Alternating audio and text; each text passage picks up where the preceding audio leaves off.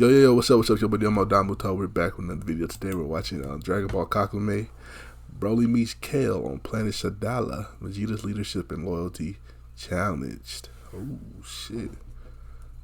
Well, you don't challenge Vegeta's loyalty. Alright, so we're gonna see what the fuck going on, alright? As our story opens up with King Sadala being shown addressing the Universe 6 Saiyans together, with Vegeta being shown presently there with him, King Sadala went on to address everyone by telling them, "Listen to me all, Saiyan people. I and your ancestors fought to make peace speak, but those days are unfortunately over. All of us were shocked by the announcement of the Grand Priest, and we must prove that we now have to defend ourselves against these formidators of revolt. We Saiyans are a people who live in facts and not in a dreamlike conception of the world around us. So raise your fist and please welcome the heir to the neighboring universe. Let us fight hand in hand," King Sadala shouts, and with all of the Saiyan soldiers doing exactly that, that's when King Sadala went on to continue, "Let's fight for our own. Glory be to our people." As all the while, 2 days later, Jocko had finally gone on to announce that they have finally arrived on planet Sadala, with Jocko then announcing, "Ladies and gentlemen, we have arrived." And with Bulma's Capsule Corp ship finally shown settling on down planet Sadala, Jocko was shown being the first and stepping out of the ship by commenting, "And that's it. Not bad here," Jocko says. "It's a change from your rotten planets." Because Jocko apparently enough does not seem to be bothered by what happened inside of the ship, except for Bulma, Sheila, and Lemo, as Bulma went on to tell Jocko, "Remind me never to taste Broly's food again." And now Jocko says, "Find Vegeta." As Jocko from there went on to set out a gyro-like camera-esque kind of device to find Vegeta and the others, to where as this camera is then beginning to scan all of the individuals that are residing on planet Sadala, Jocko seems to be very sure that this camera will find Vegeta and the others, as Jocko went on to comment, "Well, in the meantime, maybe you'd like something to eat. I wonder if they have any Odani legs," Broly asks. "Oh, misery," says Bulma. "Look," Jocko says, "kebab looks cool." And with Jocko shown approaching one of the Saiyans making kebab, that's when Jocko went on to ask him, "Hello, friend. We're 5. Can we eat?" "Yes," the individual says. "Cool. What can I get you?" the chef asks. "1 dish of the day for me," says Sheila. 2, says Lemo. "A salad, please," says Bulma. "I'll take the chef's specialty, your kebab," Jocko responds. "And you, young man?" asks the chef, as Broly responds, "You only have 3 dishes," Broly says. "Sheila told me that restaurants have a lot of choices." As with everyone looking bummed out by what Broly said, the chef then went on to ask, "He can't read or he can't count? What? This isn't a restaurant?" Broly asks. "I do my best to teach him though," says Sheila. But it was only then, as everyone was eating, where Jocko's camera had finally detected not only Vegeta, but also Caulifla Kaba and Kale, as the machine went on to respond, auto detect in progress," which finally, as this camera was going on to scout to see where they were, they found them. And with Jocko eating, he was then able to finally look down and commenting, "Perfect," and now knowing exactly where Vegeta and the others were. But as the camera was then shown locking onto Vegeta, with Vegeta shown sticking his arm out, it was very clear at that point that Vegeta did not want any kind of camera following him, so Vegeta as an end result ends up destroying it. And Jocko's trying to figure out as to what had happened, as Jocko asks, "You copy? Hello? You copy? No, damn it, I'm the only one who's gonna have to pay it back," Jocko says. And with Kaba panicking because he assumed the worst, that's when Kaba went on to ask Vegeta, "What if it was the kings?" "What was that?" Caulifla asks, and Jocko is pissed, as Jocko went on to then shout, "I've already bought everyone a round of drinks while Bulma is loaded. I'm really going to end up broke," Jocko shouts. "Are you kidding me?" Bulma shouts. "Go and get it yourself. Otherwise, you're not that broke." To where Jocko by now had no other choice but to go out there and find the device that Vegeta had destroyed, as Jocko went on to shout, "I really have to take care of everything. It's getting boring," Jocko says. "What a chore." But even then, when going back to Earth a few hours earlier and taking a look at what Gohan was doing before he went out to Universe 11, there was a brief moment of subtlety with Piccolo having to acknowledge Gohan by telling him, "Train hard, Gohan. Count on me," Gohan responds. "By the way, Videl, why don't I take Pan to meditate or even train with me?" with Videl responding, "Come on, Piccolo. I hope you're joking." joking, as Piccolo responds, I trained Gohan when he was only 4 years old. Well, those days are over, Videl shouts. Thanks, but bye. As it's clear enough that Videl does not want Pan to have any involvement in this upcoming war, she let ain't gonna do alone even nothing. She train can't do anybody nothing. to begin with. She can't get that Piccolo strong. kind of already knew this, as he went on to turn his head by smirking and responding, maybe next time. As all the while inside, Gohan could not believe the temper tantrum that Videl had thrown, because as Videl was shown walking away, that's when Videl went on to comment, good.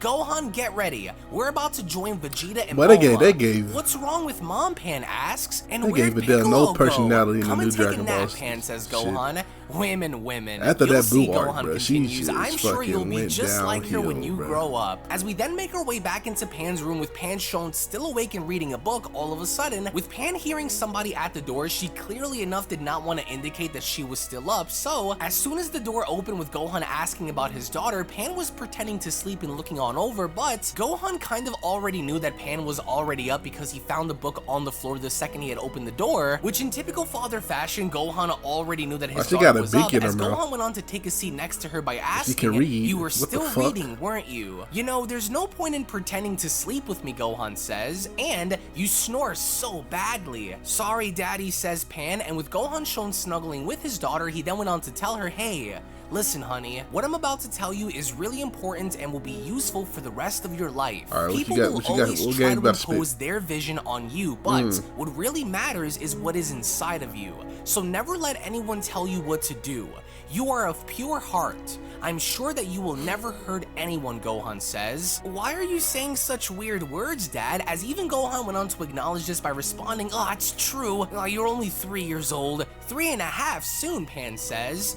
Anyway, sleep well, Gohan says, and as he kisses Pan on the cheek and leaving, Pan was so sneaky enough to wait for her dad to actually leave the room before sitting back up and grabbing that same book to read again, which was without question one of the more subtle moments that we've ever seen go down in Dragon Ball Kakumei, as all the while back on planet Sadala, we then see how Jocko had finally made his way in finding Vegeta and the others, as Jocko went on to respond, hey there, Vegeta, you don't feel like you've destroyed a very expensive gadget by any chance, did you? I don't give a damn about your robot, says Vegeta. What do you want from me? As Jocko angrily responds, what I want? I had to travel for 2 days just for your wife and those 3 scoundrels. Ah, yes, Vegeta says. To where as soon as Jocko is then shown bringing Vegeta and the others to Bulma and the rest of the gang, that's when Bulma went on to comment, there you are. Hi, Kaba, it's been a while. Though, I don't know the both of you. Vegeta never mentioned you before, as Caulifla threw a fit by telling Vegeta, not cool, Vegeta. I didn't want to bother my wife by talking about such gross people as you. With Caulifla asking, you're joking, huh? Anyway, Caulifla says, I'm gonna head home now. It pissed me off. To where Bulma ended up giving Vegeta a really nasty look based on his comments, as even Kaba went on to respond, how inconvenient. It's getting late indeed. I just remembered I had something to do.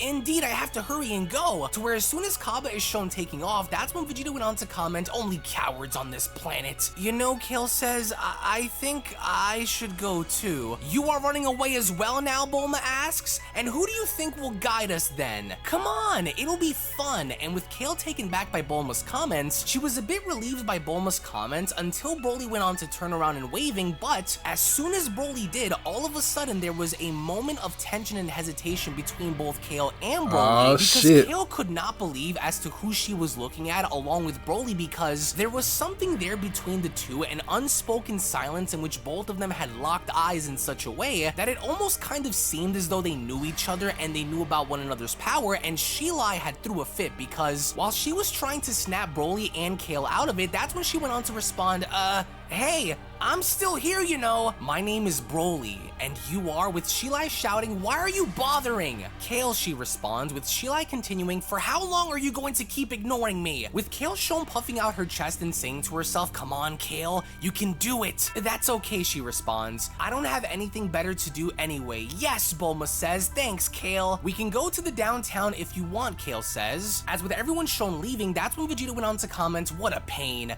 I don't like rides. Come on, Vegeta, Jocko says. It's gonna be fun. Trust me. Let's go already, Broly says. We have nothing better to do, as Kale just said. And Sheila is so... That's crazy. Like, they're inner soul connected, cuz.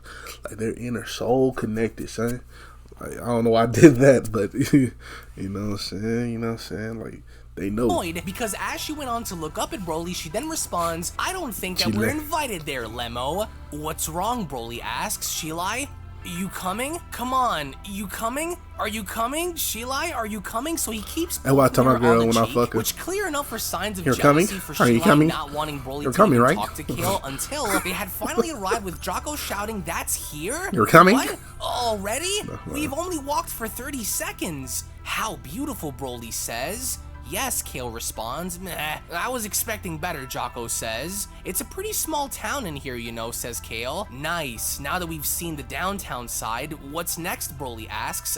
We can visit it too, don't you think so? And Shilai, once again, is pissed, as she went on to ask, what is there to do here? I hope she won't be our guide until the end. Are there some shops? Of course, Kale says. You're Shilai, right? Yep, Shilai says, the girl herself. Look, Broly says, people seem to be really busy here. Where do you actually come from, Kale asks. I mean, how are things on your home planet? With Broly responding, to be honest, I've actually never done anything else other than hunting. There's neither people nor much to do on my home planet, but there's Shilai, and I love her. And with Broly attempting to suck up to Shilai by picking her up, that's when Shilai went on to shout, hey, put me down! It's really similar to Earth here, Bulma responds. So I don't get why we're still here, Vegeta asks. As everyone from there begins to explore the town, Broly's looking at food until he went on to spot a couple of children, in which, as he did, Broly proceeded to kneel down by asking, what are you guys doing? We're playing a game to where the first person to open their eyes loses. What is that for, Broly asks. I mean, we can fly. Wow, there's so much fancy stuff on you, miss. Because Broly had never seen children play, Broly had never seen amusement rides before, so this is all relatively new to Broly until a couple of individuals went on to comment, hey you, can't you see that you are on our territory, muscle man? Not only did you get all of the fame, but now you're trying to steal all the females now as well, until Bulma out of nowhere went on to slap the individuals by telling them, and do you think this is how you treat females? Bulma asks, be gone now! Hurry it up. Yes, ma'am. One day there'd be a conversation how Momo is the strongest being on Dragon Ball Z, you know what I'm saying? Where she can just slap anybody and get away with it. Except for Beerus that one time, but for the most part. And the individuals shout because all the while they were trying to play. Not strongest, I mean she got the most like pull, the most respect.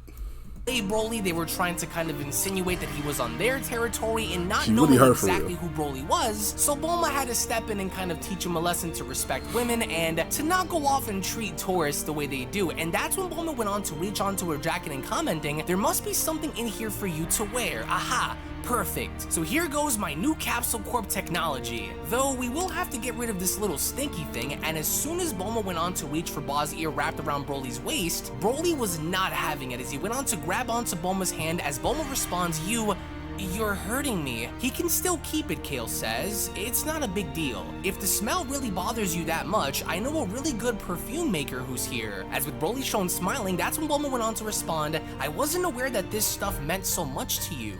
I'm sorry, Broly. Anyway, put this on your chest, and as soon as Broly did, that's when he went on to ask, don't worry about that, so put it on like this? In which as soon as he did, all of a sudden, Broly was then given a shirt and new armbands, as Broly went on to respond, it's really tight. Oh, don't be such a wimp, Bulma says, it's perfect. I think it fits you really well, Shilai says as she begins to blush. Broly then blushes by responding, thanks, Shilai. So not only did Bulma gift Broly new clothing, but Broly's also beginning to now get accustomed to planet Sadala's surroundings, as all the while, we then venture on back with Whis, Trunks, and Goten on an unknown planet with Whis having to show them a hologram of Gotenks by responding, good, that's all I needed. Finally, Goten and Trunks says, little filler arc, I like it. The training part. Fusion? Ho ho ho. I strictly forbid you to use fusion for now. As this really caught Goten and Trunks off guard, as Whis went on to continue, allow me to explain the following. The goal of the first part of this training is to reach Gotenks' maximum level for each of you. Otherwise, a power that's close to your fullest potentials. There will be 3 steps. I like you. First one consists to become one with your inner selves. To put it easier, you will have to be able to unleash all of your power in one blow, be it physical contact or not. For this, you will have to face your weaknesses, your emotions, and your inner demons. Here is the first exercise, Whis says. A plastic ball is in the center of this device, and the light will appear either red or green above. When at least one of the sides of this device will be hit, the red light will appear. Furthermore, hitting both sides simultaneously will make the green light appear. So therefore, your goal is to activate both the red and green light, and for your hits to be hard enough and of the same intensity so the ball in the center explodes from the pressure as well. To succeed, rigorousness, focus, and explosiveness will be needed though, according to me. The hardest part will still be the perfect synchronization needed for the ball to explode. And as soon as we then see how the machine then activates, that's when Whis went on to tell them, well, now this is your turn. Okay. As the goal now is for Goten and Trunks to match energy and intensity in being able to destroy the ball at the center of the machine, we then go back to Vegeta on planet Sadala, who went on to make the following announcement. Attention! The training will start. You are the 5th squad. Remember it well, Vegeta says. You already know the 3 admirals standing beside me. The first admiral is the most powerful man on this planet. Admiral Lyric, the experienced strategist and a bold warrior. A man who has won many battles without mobilizing any soldier. Admiral Fennel, the best of the best at the fights. She's successful in dismantling 182 rings. If I were you, I wouldn't try to hide anything from her. You will make for 4 mixed groups, Vegeta says. Each group will go in front of one of the admirals or myself. Have I been clear? Yes, sir, the Saiyans respond. I haven't heard anything, Vegeta says. Louder! Have I been clear? Okay, Vegeta. Yes, sir, Planet Sadala's army shouts. I feel like I'm going to enjoy my job, Vegeta says. Caulifla, go to Rubia's group. I have no idea how I will deal with this brat. She's already acting up. I'll have to be smart, with Caulifla catching a fit and responding, what? I thought we would get to choose our own groups. But Vegeta has had enough of Caulifla's nonsense, because as soon as Vegeta went on to transform, he quickly went on to grab Caulifla by the hair by telling her, don't argue. Vegeta, one of the first admirals, says, it will be better if you don't use this form. How? Vegeta asks. Did I hear right? Who allowed you to call me by my name? Because Vegeta really doesn't want anybody from the other side to talk back to him, especially in such a way that all of the other individuals, including Vegeta one on of the some other admirals, shit went on right to now. respond, you will all be quiet. What are those whisperings for, huh? Do you realize the lack of respect that he is showing? That's not the point, Fennel says. Reacting like this isn't appropriate for a proper Saiyan soldier such as ourselves. Although if this Vegeta has an issue with us, then I guess he will have to be the one to deal with those 2 big issues in that case. Aside from the king, everyone is skeptical about your ability to lead us, the admirals tell Vegeta. And now Vegeta is beginning to get pissed, because not only is his authority being questioned, but his leadership skills are also now beginning to be questioned. Yeah, Vegeta, calm your bitch ass down, him, nigga. Now what? Now you're doubting my legitimacy? Why are all of you looking at me like this, Vegeta says, and he's really beginning to get angry, as all 3 of the Saiyan admirals then get into fighting position in wanting to challenge Vegeta's legitimacy and authority. And with Kabashon lifting his arms and trying to de-escalate the situation, Kaba then went on to comment, calm down everybody, we will find a compromise. Yes, listen to Kaba, Kale says. Until then, out of nowhere, Vegeta was shown having enough, with Vegeta then having to comment, silence! You seem to be forgetting who you're talking to. And with Vegeta then shown slowly turning around and powering up, he then went on to continue as Vegeta shouts, I am Vegeta! Clean as fuck. As to everyone's surprise, it was only then during that moment where Vegeta had gone on, empowering himself all the way up to Super Saiyan Blue Evolution, in which, as he did, right before anyone could do anything to challenge Vegeta, that's when he went on to address everyone by telling them, come at me, as it was only then during that moment touched that where nigga the in blue. Beyond Dragon Ball Super Kakumei manga chapter number 5 special Kale. then comes to a close. That's it. Now, this is it. Vegeta is now going to try to prove himself not only to the remainder of the Universe 6 Saiyans that are doubting him, but it also from there goes on to ask even more questions for the story, such as, what is going to be the fate of Broly? Are we going to see Broly somehow either train with Kaba or Caulifla or Kale? Are we going to see Broly somehow maybe spar with Vegeta? Are we going to see maybe Broly even go as far as to work with Vegeta and sparring with the other Saiyans? And what about King Sadala? Are we going to see King Sadala somehow be involved? And I have no doubt. You can't take Vegeta nowhere, bro. Anyway, Vegeta, calm your ass down.